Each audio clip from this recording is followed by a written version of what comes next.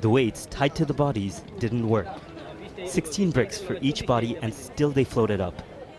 The 7 men had been abducted. 2 days later, their bodies were found in the river. All had been involved in local politics. Local councilman Nazrul Islam's wife knew her husband had enemies, but she still didn't see this coming. I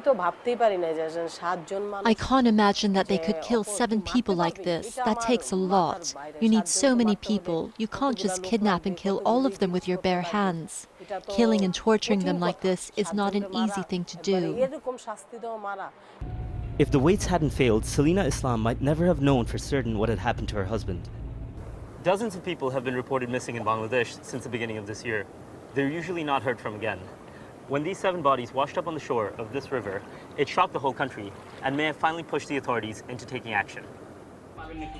Rights groups accuse security forces of committing over 1,000 murders in the last 10 years.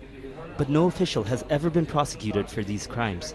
Mohid Uddin is the police chief in charge of investigating the 7 murders. He promises that this time will be different.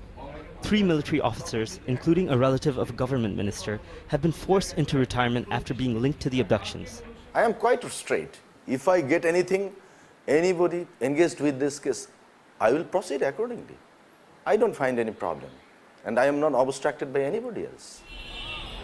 Most people who are abducted belong to opposition parties or rebel factions of the ruling party. Their leaders and activists now move about only in groups. ATM Kamal, an opposition leader, says he's often harassed by the security forces. As he arrives at his party headquarters, police show up to ask what he's doing.